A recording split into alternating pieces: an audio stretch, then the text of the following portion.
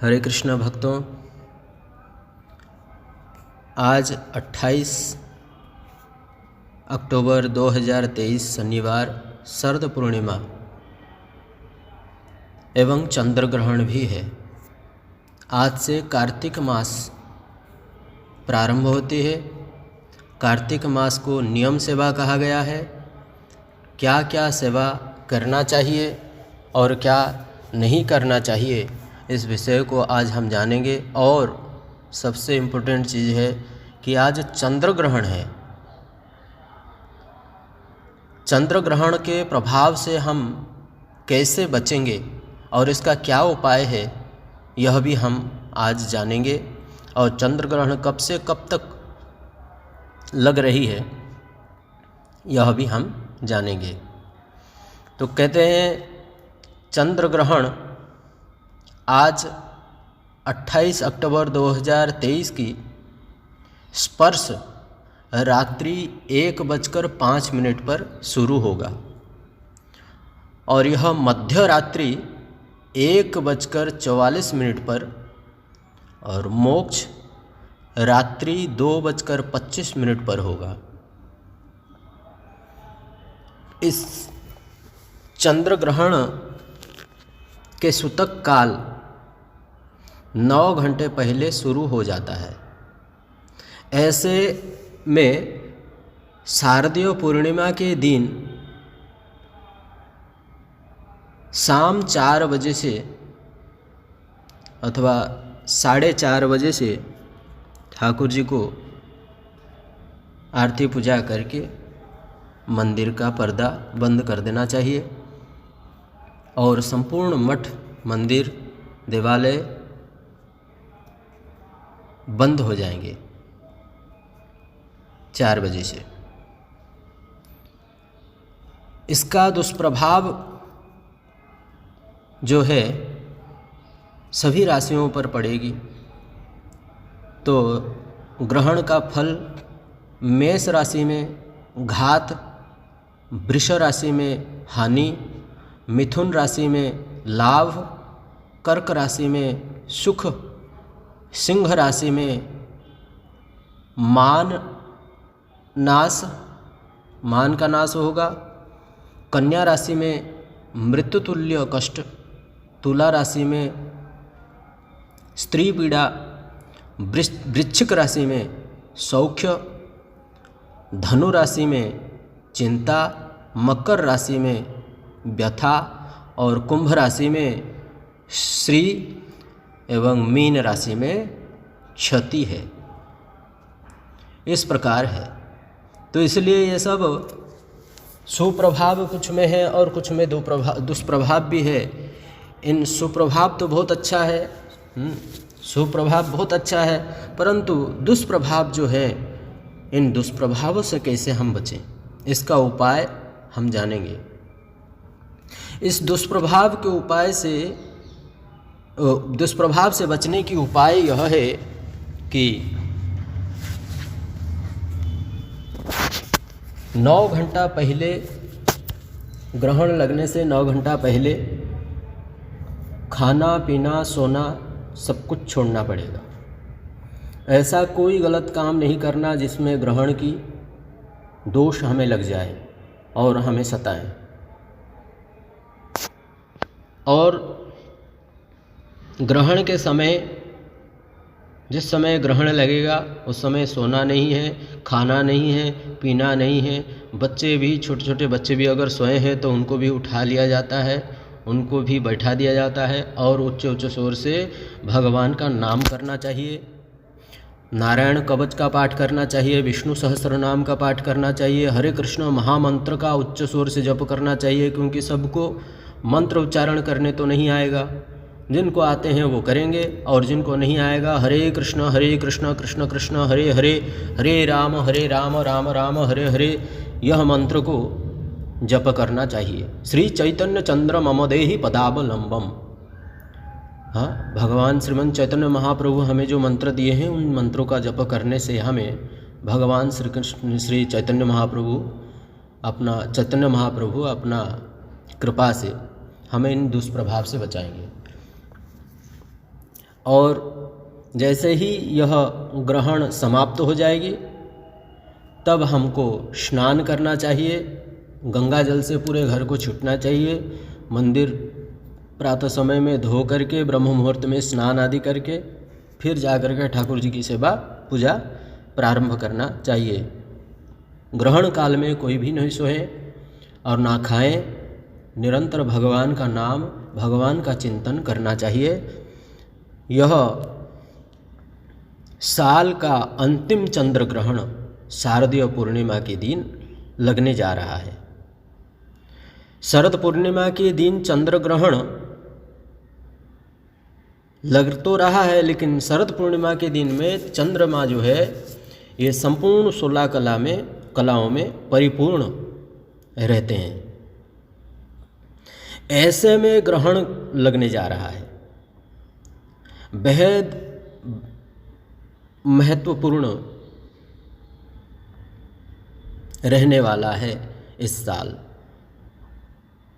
बहुत ही महत्वपूर्ण रहने वाला है। इस साल अंतिम चंद्र ग्रहण का विशेष राशियों में लगने वाला है, और वो भी विशेष राशि कौन? चंद्र ग्रहण मेष राशि में लगने वाला है। आज का चंद्र ग्रहण मेष राशि में लगने वाला है, इसलिए राशियों से सबसे पहला प्रारंभ होती है मेष राशि से, इसलिए मेष राशि में लगने वाला है। तो इसलिए निरंतर भगवान का नाम जप करना चाहिए, उस समय सोना नहीं चाहिए, किसी भी प्रकार का कोई भी गलत काम नहीं करना चाहिए, और शुद्धता हो करके भगवान का नाम लेने से भगवान रक्षा करेंगे। तो इसलिए भगवान का सुदर्शन चक्र जाकर चंद्र जी को रक्षा करते हैं, और इस प्रकार चंद्र ग्रहण का पालन करें। और अपना अपना घर में जो भी दूध हो, पानी हो, प्रसाद हो, किसी भी प्रकार का कोई भी, सब में आप लोग तुलसी डाल करके रखिए अभी से, ताकि उसमें सूतक का दोष ना स्पर्श हो, सूतक का दोष ना लगे।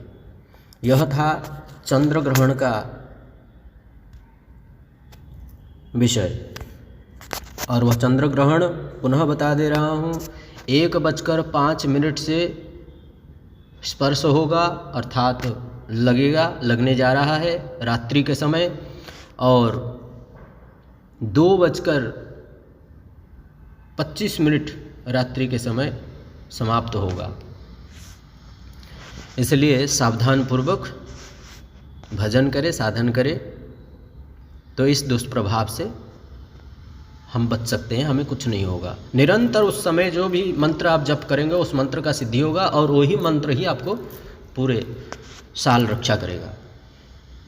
इस प्रकार और आज से कार्तिक मास भी प्रारंभ हो रहा है, और कार्तिक मास में नियम लेना चाहिए, और कार्तिक मास को नियम सेवा, ऊर्जा व्रत, कार्तिक व्रत कहा गया है, नियम सेवा कहा गया है। तो नियम के अनुसार में सेवा करना चाहिए। नियम क्या है कि किसी भी प्रकार का एक नियम ले लीजिए कि आज से हम 16 माला 1 महीना तक पूरा कंटिन्यू 16 माला करेंगे। कार्तिक के समय में ब्रह्म मुहूर्त में ही उठना चाहिए, 4 बजे, सुबह 4 बजे कम से कम उठ करके ब्रह्म मुहूर्त में स्नान करना चाहिए। ब्रह्म मुहूर्त में स्नान करने से यमलोक जाना नहीं पड़ेगा, ब्रह्मलोक ही जाना पड़ेगा। ब्रह्मलोक में ब्रह्म मुहूर्त में ही स्नान करना चाहिए। यम दर्शन नहीं होता है ब्रह्मलोक स्नान करने वाले को, तो इसलिए भगवत प्राप्ति होती है। तो इसलिए ब्रह्म मुहूर्त में, प्रातः समय में ब्रह्म मुहूर्त में स्नान करने से उसका घर में संपूर्ण, भगवान कहते हैं मेरा जो शक्ति है मैं उनको प्रदान करता हूँ। क्या? ऐश्वर्यस्य समग्रस्य वीरस्य सश्रिय, बोलते हैं ऐश्वर्य भी प्रदान कर देता हूँ और वीर रस को भी प्रदान करता हूँ। उसको एनर्जी और नेगेटिविटी जितना भी है हमारे अंदर से, घर से, सब निकल करके चले जाते हैं। काम, क्रोध, लोभ, मोह, मद, मत्सर्य सब कुछ खत्म हो जाती है। और इस प्रकार सुबह उठ करके स्नान करना चाहिए। प्रातः समय में स्नान करके टीका चंदन आदि लगा करके बैठ करके प्रभु का नाम चिंतन करना चाहिए। हरे कृष्ण महामंत्र का जितना जप करिए। और इस समय क्या है कि 1 माला यदि जप कर रहे हैं उसका 10 गुना फल प्राप्ति होगी, एक माला का 10 गुना फल प्राप्ति होगी।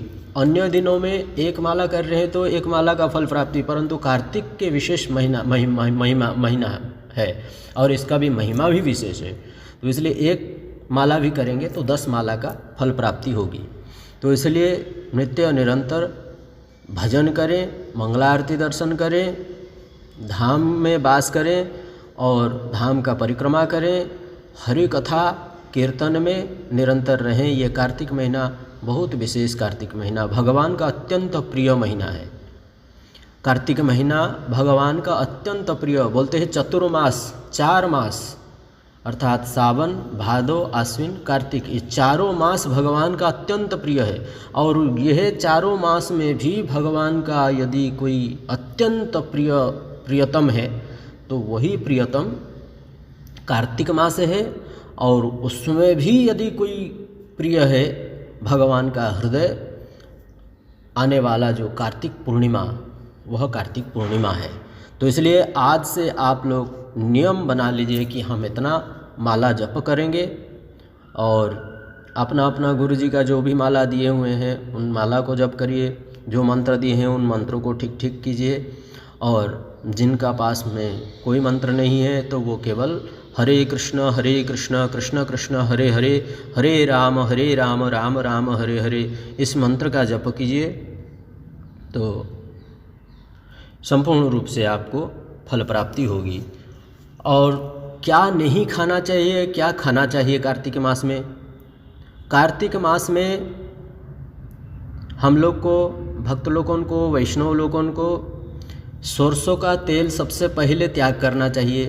सरसों का तेल वर्जित है, मस्टर्ड ऑयल इसको कहते हैं। सरसों अथवा सरसों का तेल, घिया, लौकी, उड़द का दाल, राजमा, छोले इत्यादि त्याग करना चाहिए। ये सब खाना नहीं चाहिए। टमाटर, बैगन ये सब नहीं खाना है। हविष अन्न खा करके किसी भी तरह 1 महीना यदि भजन करते हैं तो कहते हैं, और ये 1 महीना कंटिन्यू हविष अन्न खा करके यदि भजन करते हैं, साधन करते हैं और प्रातः समय और संध्या समय में दामोदर अष्टकम का पाठ करके, अथवा जिसको पाठ नहीं आता है, हमारे इस चैनल में दामोदर अष्टकम का, चौराग्रण्य अष्टकम का पाठ भी डाला गया है, उसको लगा करके सुन करके तुलसी की एक लकड़ी और कॉटन का रुई में बना करके बाती घी में डुबा, देसी घी में डुबा करके ठाकुर जी श्री कृष्ण का पास कृष्ण को आरती कीजिए। 7 बार कृष्ण को आरती कीजिए। पूरे 7 बार घुमाना है, चरण में 4 बार घुमाना है, वक्षस्थल में 2 बार घुमाना है और मुखार मंडल में 1 बार घुमा करके, सर्वांग में 7 बार घुमा करके फिर आप उसको आरती उतार लीजिए। उतारने के बाद आप देखिए 1 दिन का फल क्या होता है। यदि इतना करते हैं तो 1 दिन का फल करोड़ों जन्म का पाप विनाश कर देगा। पद्म पुराण में इसका प्रमाण है। और यदि 1 महीना करेंगे तो फिर क्या होगा? तो इस प्रकार तो इसका फल बहुत है। और इसमें इसके खाली पाप ही नाश नहीं, पाप नाश करेंगे तो कुछ तो देंगे, तो पाप नाश करेंगे तो प्रेम भक्ति प्रदान करेंगे। भगवान अपना चरण कमल में स्थान देंगे, वास देंगे और उनका निज सेवा प्रदान करेंगे। तो इसलिए आज से नियम बना लीजिए कि 1 महीना तक प्रातः सूर्य उदय से पहले अर्थात ब्रह्म मुहूर्त में उठ करके स्नान करना है, भजन करना है, साधन करना, हरिनाम करना है, स्तुति स्तोत्र पाठ करना है और भगवान का मंगला आरती दर्शन करना है, दामोदर अष्टकम का पाठ करना है, गुरुभाष्टकम पाठ करना है, श्रवण करना है। और नित्य निरंतर शाम को हरि कथा भी होती है, हरि कथा को भी श्रवण करना चाहिए। वैष्णवों का संग करना चाहिए, साधु संग सत्संग। इसलिए कहते हैं साधु संग सर्वशास्त्र कहे, लह मात्र साधु संग सर्वसिद्धि है। साधु संग के बिना हमारा जीवन व्यर्थ है, इसलिए साधु संग निरंतर करना चाहिए। आज यहीं वाणी को विराम करता हूँ। भक्तों, आपकी चरण कमल में प्रणाम। वाञ्छाकल्पतरुभ्यश्च कृपा सिंधुभ्य एव च पतितानां पावनभ्यो वैष्णवेभ्यो नमो नमः। सभी वैष्णवों को मेरा प्रणाम। हरे कृष्ण।